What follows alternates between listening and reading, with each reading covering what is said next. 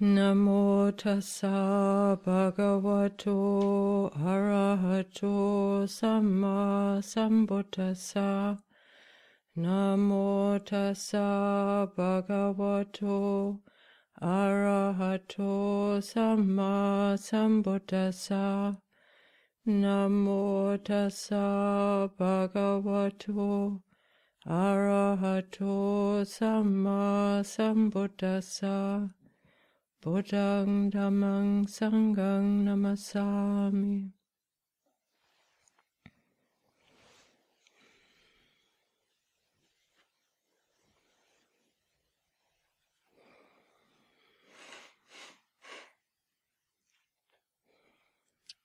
So we are chanting the verse about the dependent origination every day, twice.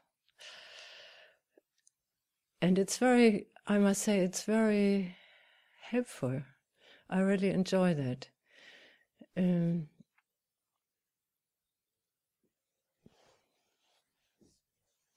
So I start reflecting on certain terms, on these different stages. And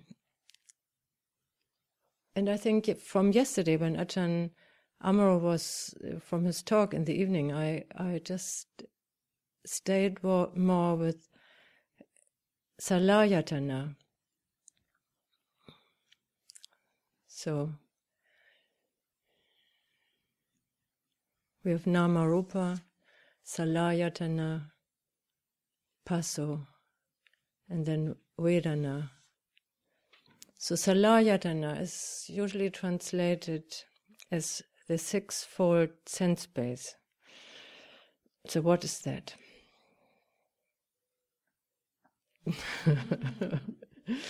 Yeah, hidden behind that is something very simple. I mean, it's actually not simple, but it's something we are all very familiar with. So you have the six senses. In Buddhism, that is the eye, the nose, the tongue, the ears, the body, and the mind. So in order to have a sense experience, we need three things, which is the sense organ, so these bases. Then we need the respective object. So for the eye, it would be a visible form. For the ear, it would be an audible sound, and so on. And then we often forget really the mind. So what is the mind object? The mind object can be a thought. It can be a mental image, which is interesting because it can be based on sense experience from the eye, but the association, the remembering of an eye object is actually a mental experience.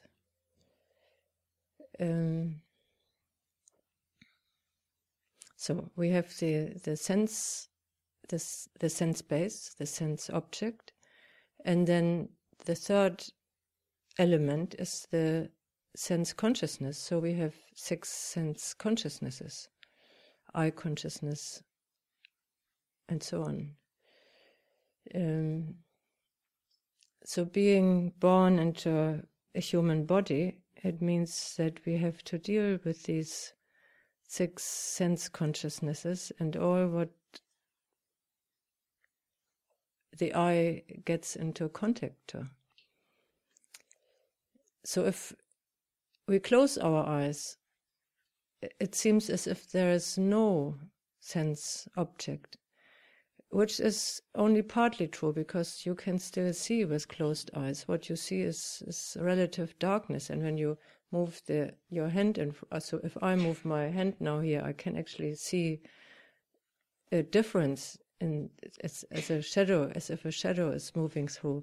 So we still see with closed eyes, but it's a very neutral vision, a very boring vision in a way. So for that reason, we never pay really attention to what we see with closed eyes. I mean, with the physical eye, really. And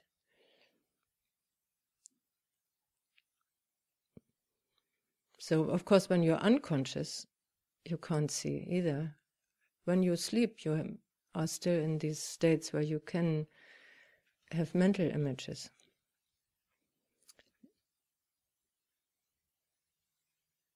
And also, you might remember that when you wake up, sometimes you wake up from something you have heard and you have built it into your dream. So it's once the sense object is penetrating the consciousness, penetrating to the consciousness, then we can even wake up from that. And even people in coma who are said to be unconscious, they actually, to a certain degree, understand what's going on around them.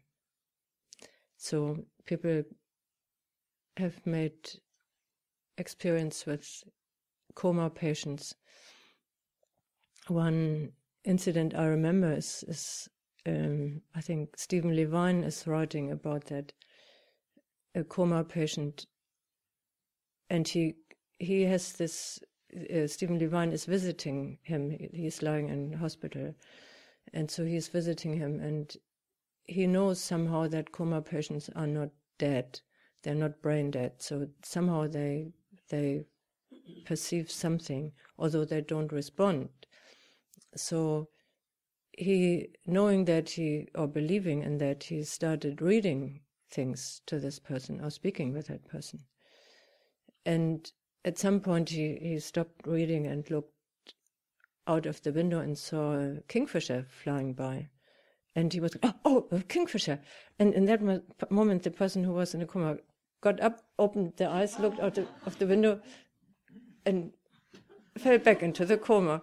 So, I mean, that was just a very funny incident, but it's just good to remember that there are different, how can I say that, intensities of consciousness. So there might be very latent consciousness, which, maybe machines or whatever doctors don't recognize, but obviously it's there. Anyway, so little detour, sense consciousness. So we need the three coming together, the three elements, the sense itself, the physical sense, the object, and the sense consciousness. And then there's contact, so passo.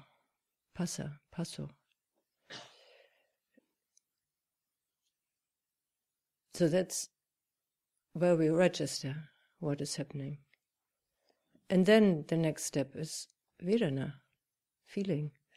Vedana is pleasant, unpleasant, or painful, or neutral. Can be either of them. Can be very pleasant, can be a little bit pleasant. So, but the Buddha gives these main distinguishes the main ways we feel, because that is very important then for how what happens next. So when we have something which is strongly pleasant, what happens. We want it, or we want it to last. So then the longing, the craving movement, the next movement is happening.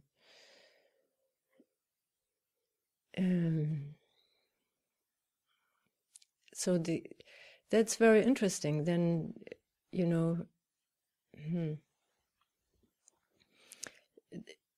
once the avijja comes in, the sense of self, then there's this me and this object, and then there's something I need to get or need to stay with me. Or if it's unpleasant, then there's the me which needs to get away from something. or maybe defend myself against something. So with this split into me and other, then the craving or the aversion, the negative way of craving, is the result. So things become a bit complicated here. And then, of course, you have clinging and you have, and so on. You go into birth, you become it. The owner of the car, and then the one who has to deal with all the complications. So Ajahn Amaro has very vividly described it yesterday. So Salayatana, it's so nice, you have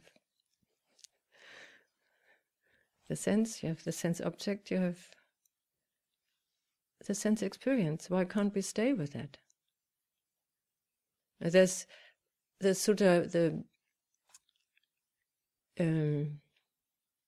Bahia Sutta, where I think Ajahn Amaro was mentioning that shortly.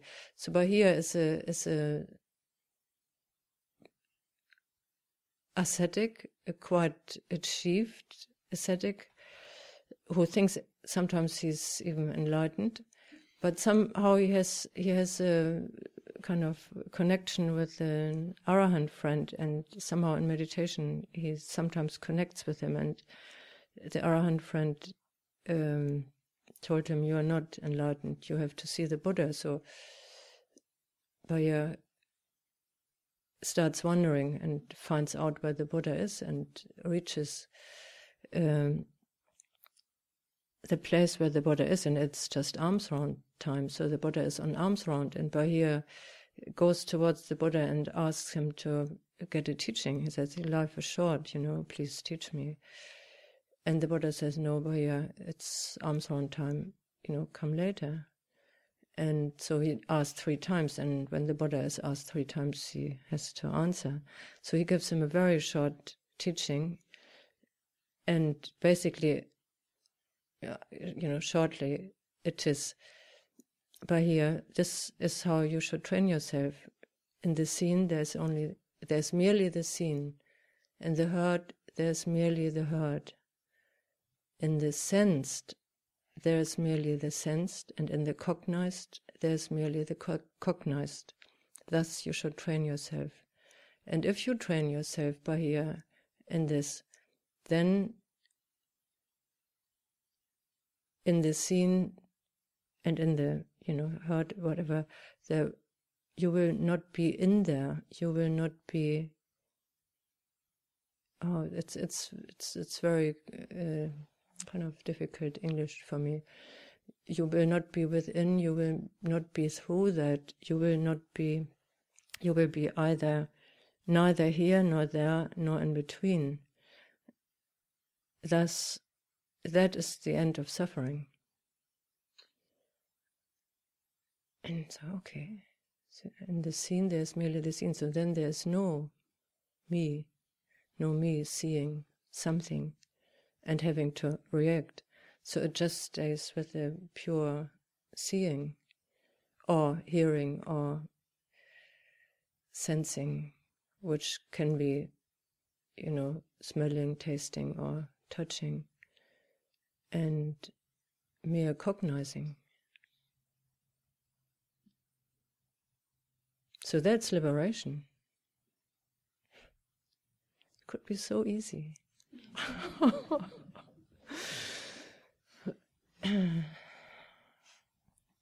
And you may remember situations, like these kind of archetypal situations, like a sunset. You just get very quiet. And we can be just this gazing, just this awe of what we see. There are no words. We hate people if they start saying, "Oh, isn't this a nice sunset?" Shut up. So, this sense of just opening the heart and being with what is.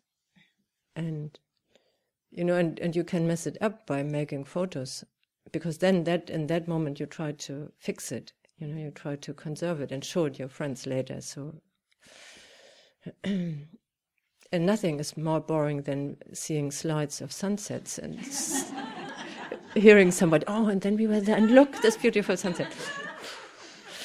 Another one of those. So, and sometimes we can even see photos of beautiful sunsets. And it's not the photo which really does the trick, but it's more our memory. Also our memory can connect us with that opening of the heart experience. And you can see children, they can, when we're small children, and I don't know who of you remembers when you have seen your first Christmas tree.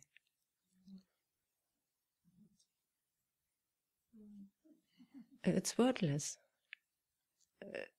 So there are certain things which are so beautiful that they are breathtaking. They are beyond words.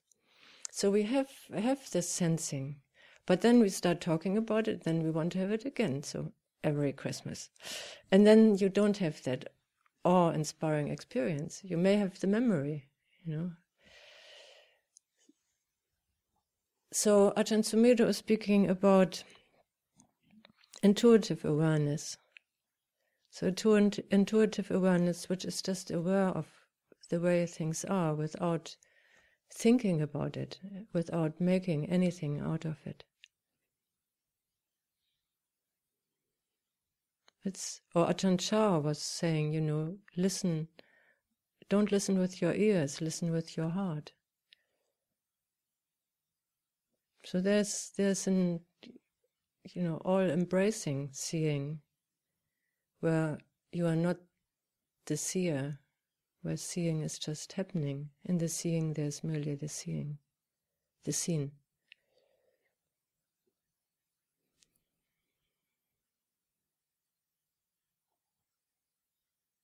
Ajahn Sumedho also calls it apperception. It's perception before the... when scientists speak about that, when we perceive something, we actually, they say we are not even able to perceive what I see. I'm not able to perceive what I see, because before the actual sense data reach that part of the brain which perceives them, the quicker route is to the center in the brain which has the memories and checks the experience. Is it safe? Is it... So, or if you see whatever, a dog, you don't go, okay, how does, then it's a very quick checking, which happens unconsciously, whether this dog is somebody you better run away from, or you say, oh, how nice, So, and that's probably a survival instinct, so an inbuilt mechanism in our way, the neural pathways function, that the checking has to be so quick that you can take action immediately. So it's not this kind of, embrace the experience. Embrace the experience may happen when we know things are safe,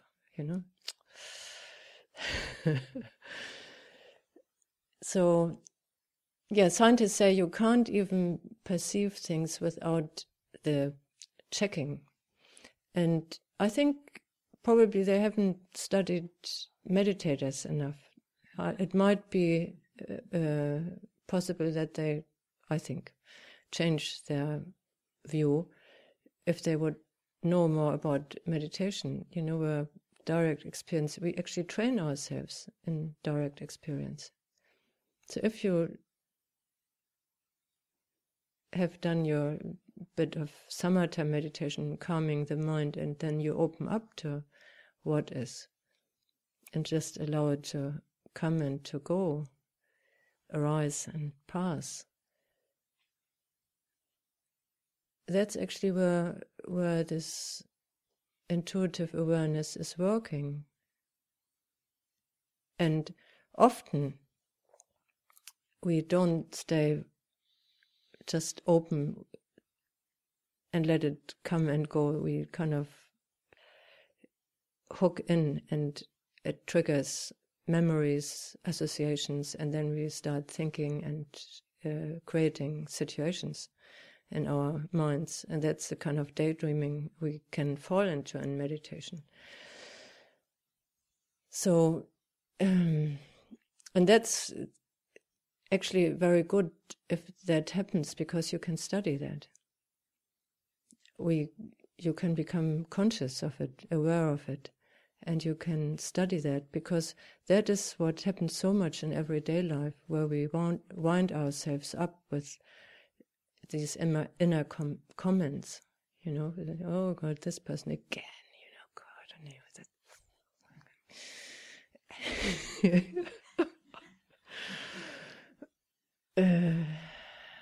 We have memories, and then we make assumptions, and we create actually what we don't want. And that is where addiction comes in. So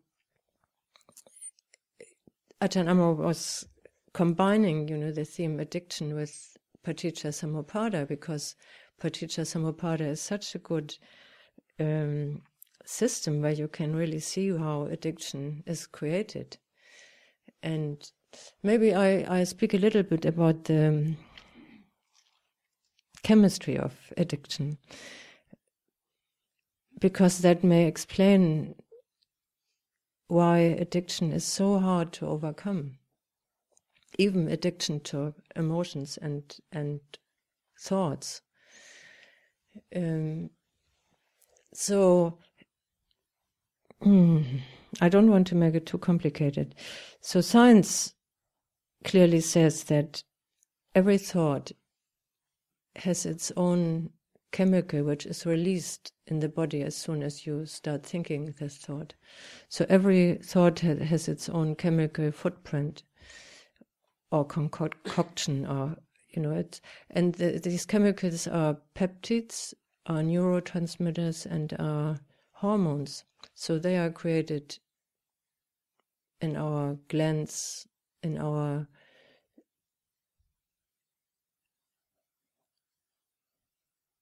different parts of the body, actually.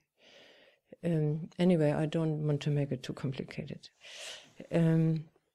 So when you have, for example, something happens and you think, oh, this person shouldn't say that. You just by saying it like this, you can see how it turns towards anger. So this thought of this person should know better, this person shouldn't say that, this thought immediately creates some kind of chemical reaction like adrenaline. You release a bit of adrenaline. So now adrenaline is a very interesting substance, because it goes to the receptors which sit on top of the cells, and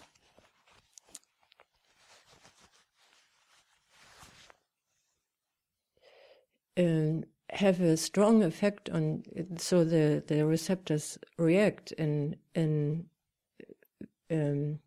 creating. Anyway, not too complicated. So the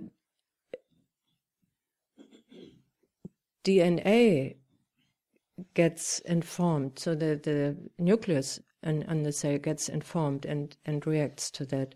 So with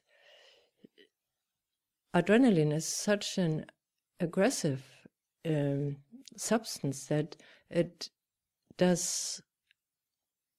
How to say?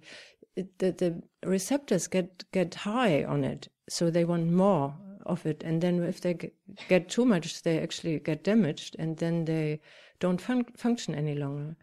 And then slowly the cell degenerates.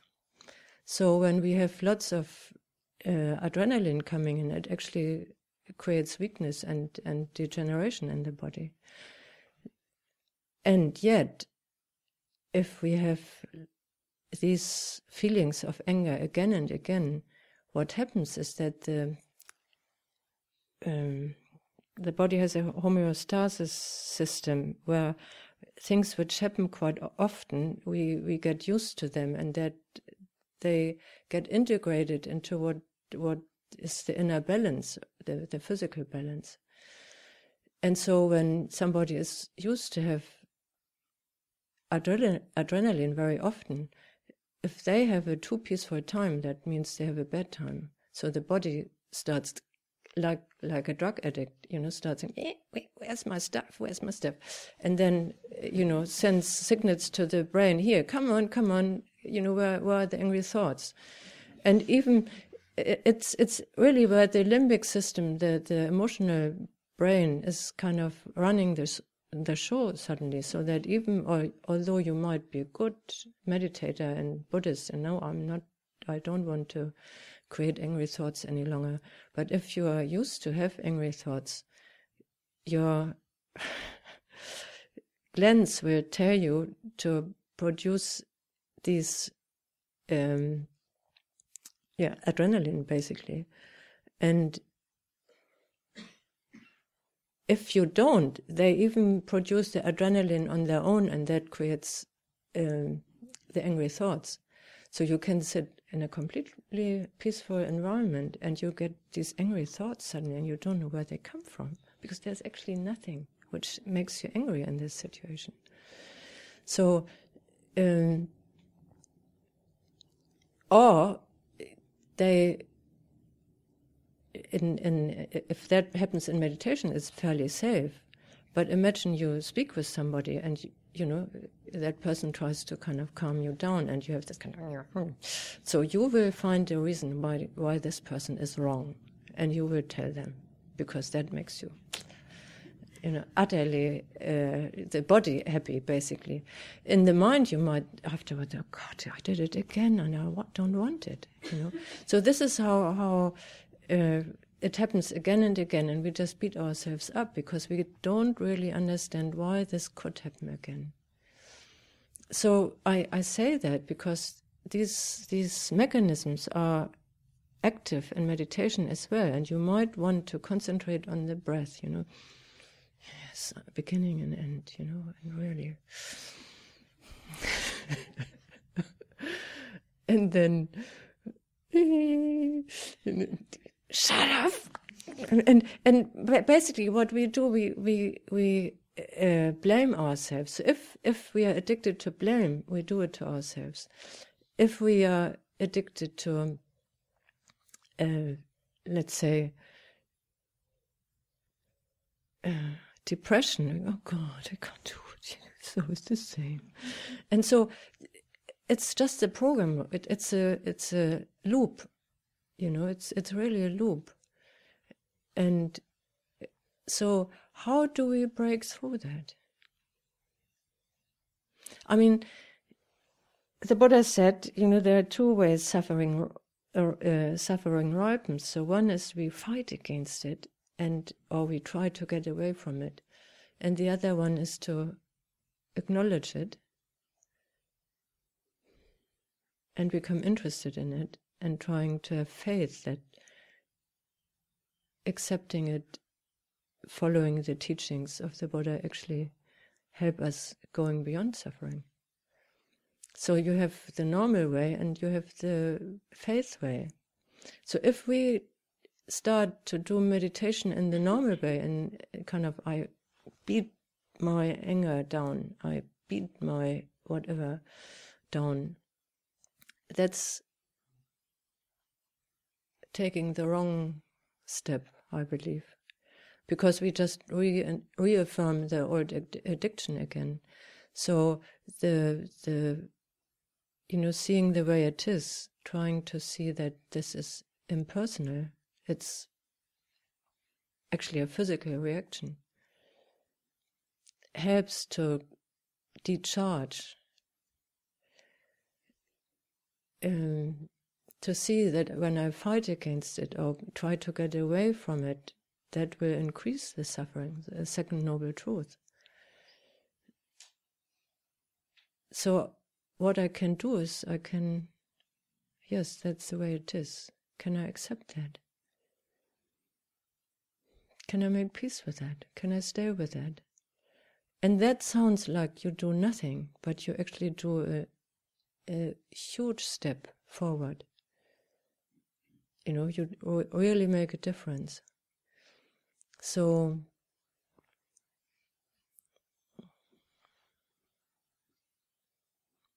making peace with it. And also the Buddha is speaking about uplifting the heart. So faith can also uplift the heart. Faith in the teachings of the Buddha can, when my reaction is, oh, I can't do anything, it's always the same with me. Oh, it doesn't lead anywhere. I could disrobe as well. I just sit here. I'm not worth the alms food. Then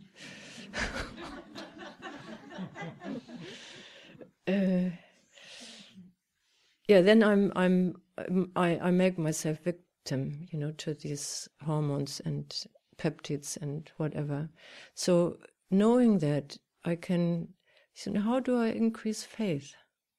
The Buddha gives us certain teachings. We can find out what helps. We can try out. So there is always a way. We just have really to find out what helps. We can't go to a teacher and say, tell me what I should do. The teacher can tell you, oh, the Buddha has taught this, and try out for yourself. So that's really what convinced me of the Buddha's teaching, that he said, I can only share my experience and teach, what I have found out, but you have to find out for yourself. So it's not about believing it. It's about, okay, I'm empowered here to find out for myself. So, and when it doesn't work, then I have to look for something different. And if you're an anger type, the Buddha recommends that you work with loving kindness. If you're kind of more sense-oriented, sensual pleasure type, you better don't work with loving kindness. You better work with contemplating the body as impermanent and not self. So there are certain strategies he offers, and we can try that.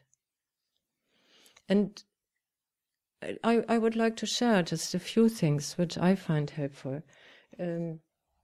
So when I came, I didn't like the chanting at all. I wasn't used to devotional chanting and, the Lord. Thank you. And I was lucky that so I was brought up in Germany. So in German, for me, the Lord is not that bad. If I would have to chant it in German, I would have had a stronger reaction. So, okay, the Lord was just doable. But then there were other things which I just hated. Like, how can I ordain? I really wanted to ordain. How can I ordain when I hate the chanting? And what helped me was a retreat, just a weekend retreat with Ajahn Amaro, and he just did, counting the breath. But it brought me into this kind of quiet mind state where my usual reactions were not there. And I remember, the retreat ends Sunday afternoon, and then I went to evening puja. And so we did the evening puja in the sala at that time. And so the Lord, it was so beautiful. What? Why is that beautiful suddenly?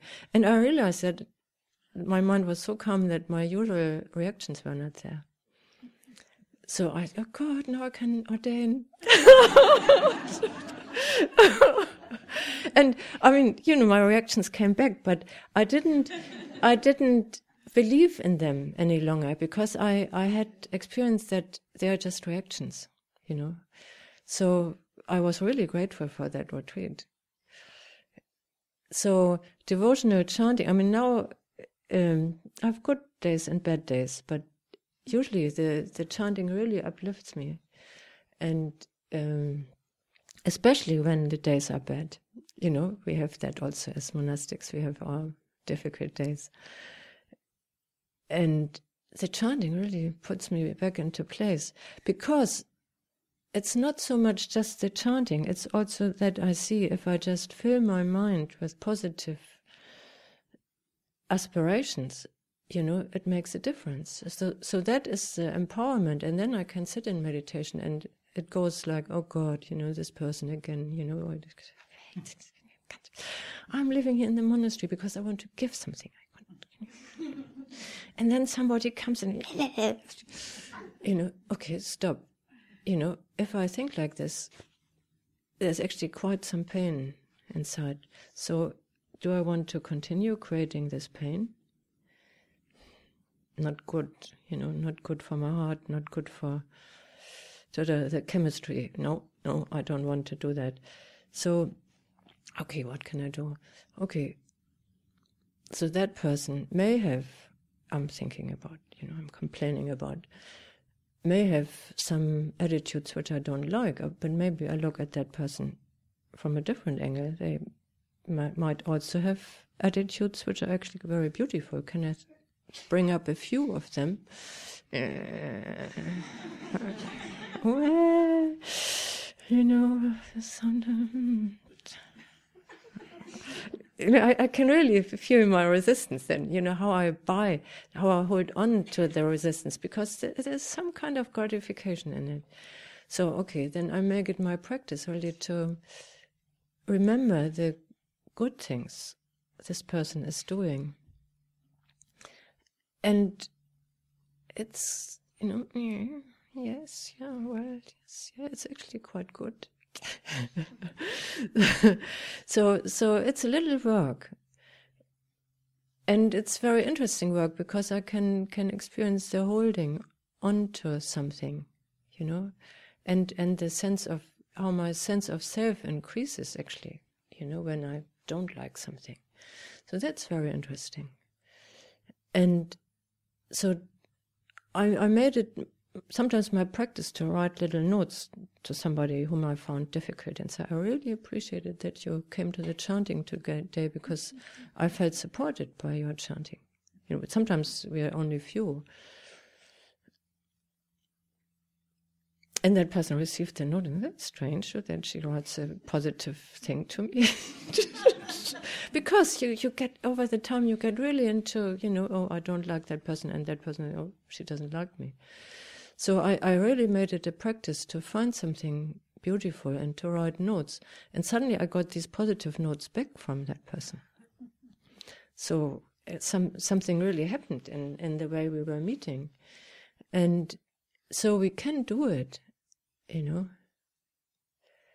And it does need a bit creativity and goodwill sometimes. So it's really good to be aware that ill will is not just, I want to hit somebody. Ill will is also just to think negative thoughts about somebody. And this is not something I want to do to myself. So it's not that I want to be goody-goody. It's really that I don't want to do it to myself. So I have to make a step forward. And so just the chant, we have so beautiful chants. So sometimes to chant the words on loving kindness or the divine abidings, the 4 divine abidings, or sharing the blessings. These are all so incredible, powerful chants. The sharing the blessings, when you share the blessings of your life with, your teachers, that's, you understand that. But then you even chant it to those who are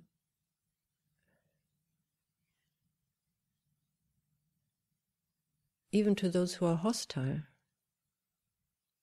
even to the Lord of Death.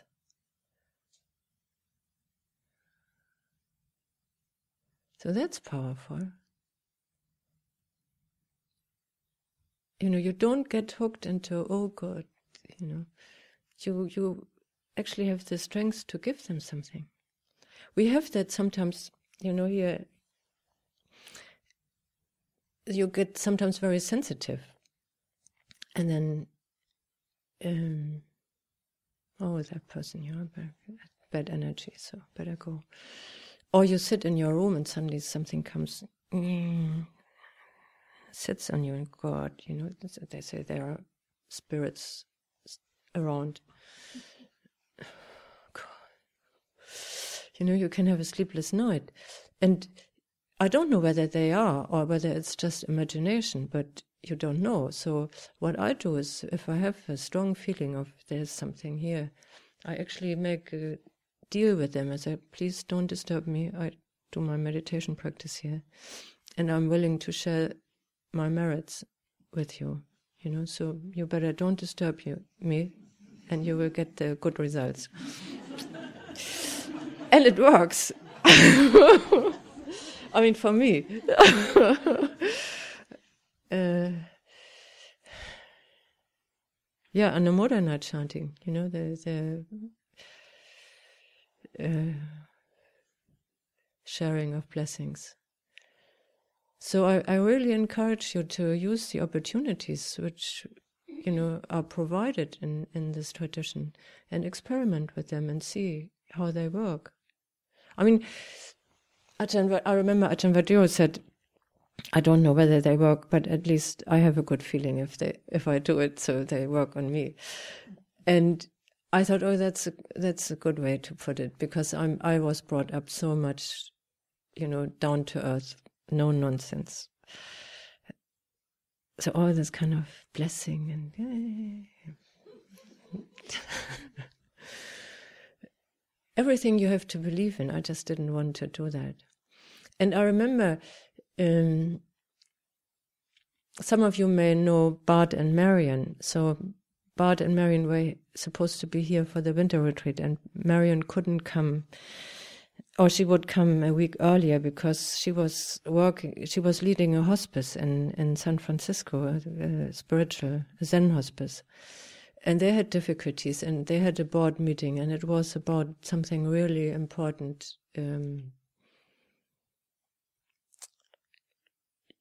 how they would run the hospice. And she had a very strong feeling about that they should run it in a certain way, and wanted to make a suggestion. And there were lots of board members who were skeptical and opposed what she was suggesting. And she felt that the whole future of the hospice was actually depending on that. So she felt strongly about that. So she stayed there. Bart came on his own. And Ajahn Metta and myself, we met Bart in Bodhi House and had tea and were chatting among others about this. And then at some point she said, Can you chant? Time difference. The meeting has just started. So it was 7 o'clock in the evening and 10 o'clock in the morning in San Francisco. Anyway, Ajahn Metta and I looked at myself, yeah, we do. So, and we did it, and we felt good, and we left and forgot about it. And next day, Bart came very excited. And said, I have to tell you something. So what? Yeah, it was in the afternoon. I was calling Marion and asked her how did it go, and she said it was bad. It was really bad. It was the worst meeting I ever had, and I gave completely up. And then suddenly at 11 o'clock something shifted, and suddenly somebody said, "Oh, why not? Why don't we try it?"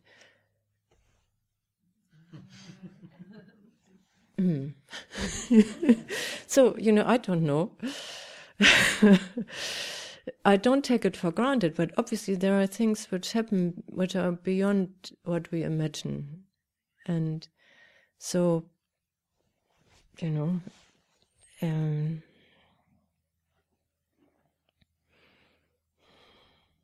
faith. How do we arouse faith in ourselves? How do we uplift our hearts? How can we get beyond this sense of me here and this other person or this whatever situation out there? How can we kind of get beyond this avijja, which is actually separating ourselves into subject and object? me and other, danger, something happening to me the victim. Because victim is just another feeling. It's just another thing I believe in and reinforce by thinking of me being the victim. So if I refuse to take that as an automatic response and try to work on, how can I change my attitude that I don't have to recreate the situation again and again and again. And so then that's really coming back to the subject of addiction. It's difficult to change addiction because everything resists change. Everything in the body resists change. The body is used to stay in the balance it is used to and will do everything. This is why alcoholics need groups to become clean on your own. It's very hard. So they have groups support each other. They have practices. They support each other. They take refuge in something higher. And that's usually it's God. Or you can fill in what you like, So they need to go beyond this I, which thinks I'm this and I can't do better. So the element of faith is really important for change. And really experimenting. So when I try to change things in myself, I had, it really created fear. The biggest changes I did, coming to the monastery, oh God, can I live there? I'm not sure, I was 47 when I came. I'm 47, how can you change when you're 47? Yeah, but I want to change. Yeah, but you can't. You have these inner voices, and it just doesn't feel good, So everything wants to convince you can't do it. And knowing about addiction is really important, because when these voices come and say you can't do it, it's actually a really good sign, because something is stirred up inside. You really did a little change, and something inside, no, I don't trust change. I don't trust change. I'm out of balance. Come back. So that's a good sign. If you get a headache, it's a good sign. Really, if you get aggravated, if you chaos, I'm overwhelmed, a good sign. So just take a breath and think, okay, change is not what the body wants. So all these alarm signals are, it still needs a bit of discernment, whether it's a healthy alarm signal or it's an unhealthy alarm signal. So it's good to have spiritual teachers to talk about it. It's good to have spiritual companions to talk about it, to support each other in that. It's good to remind ourselves, I can do it. Or, in Buddhism, it's the I again. Maybe you can even use the I to a certain degree as a skillful means. Or in terms of Buddhism, you can, we call transcend. You can transcend feelings by knowledge. So, for example, when you know everything is subject to change, everything is, if I cling, it's dukkha, painful. It's not self. So, like you break something, and you can beat yourself up. Oh, how could I? Maybe I should have been more mindful. Or you can say, well, yes, everything has a beginning. Everything which has a beginning has an end. So that was the end of it. So actually, it's a law. There's a certain degree of relief in that. Right, this is how it should be. Somebody dies. You can tear your hair out, and you can say, well, this is why we have come. That's part of the deal. You're born and you will die, so there's nothing wrong. It doesn't mean that I have to like it. But in this kind of change, there can be yes, true. And this is what the Buddha taught. So instead of crumbling and getting desperate, you can actually increase your faith with, right, okay, this is what I have signed up for, and I want to make the best of it. So I better learn from it instead of wailing. And so this is how we can transcend suffering really consciously. And sometimes even if there's one way the Buddha says there's one sadness which is a sadness of a renunciant, and which is transcending the usual sadness.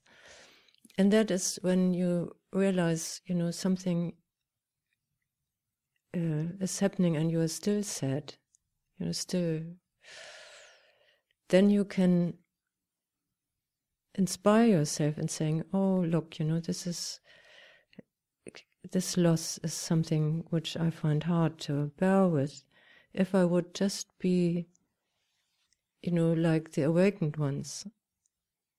So you create this longing, this aspiration, and that still has a taste of sadness in it, but it transcends the sadness to something which leads you onwards. So that is a very skillful means. Sometimes we don't quite live up to what we think we should. So there's still sadness. You have somebody who's dying and you have all this pain. And then you can think about it. And then, Ajahn Chah would say, oh, if I would just be there already. So that opens the door a little bit. So that you don't get lost in, oh, I can't do it, and it's all too much.